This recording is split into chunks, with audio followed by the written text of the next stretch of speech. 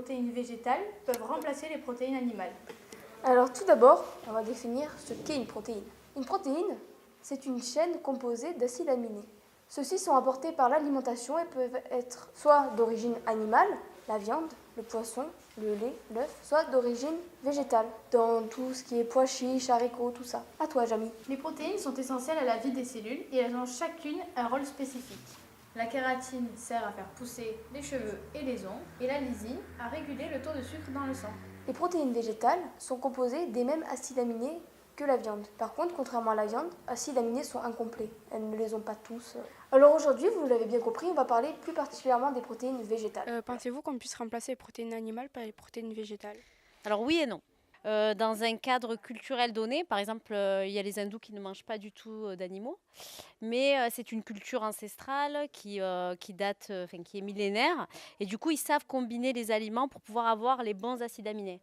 Un petit peu, mais pas complètement. Je suis plutôt pour les protéines animales et j'aime bien alterner avec les protéines végétales, mais quand même, je reste favorable à l'animal. Je pense qu'on peut remplacer en partie la protéine animale par la protéine végétale. Donc, ça serait intéressant de remplacer les protéines animales avec les protéines végétales. Je pense que oui, peut-être. Oui, à l'avenir. Alors, je pense que c'est faisable, mais moi, dans mon cas, je préfère manger de la viande. Alors, les protéines animales sont issues de la viande ou de tous les produits carnés, mais on peut aussi la trouver dans le poisson, les œufs, le lait et les produits laitiers. Contrairement aux protéines animales, toutes les protéines végétales ne contiennent pas tous les acides aminés, sauf le soja qui contient tous les acides aminés pour une alimentation complète. Alors, il y a plusieurs avantages. Donc notamment un, c'est la diversité des protéines. Et après, il y a un plan économique aussi, où c'est beaucoup moins cher la protéine végétale que la protéine animale. Il faut savoir que pour équilibrer, en diététique, équilibrer un plat végétal, il faut associer la légumineuse, donc les légumes secs, avec les céréales. Le repas végétarien, donc à base de protéines végétales, est beaucoup plus répandu et il parle même de faire une loi, qui est la loi Egalim, qui parle justement des protéines végétales. Est-ce que tu veux nous parler de cette loi? Je veux bien. Donc cette loi vise à amener au moins un repas alternatif ou végétarien dans les cantines une fois par semaine.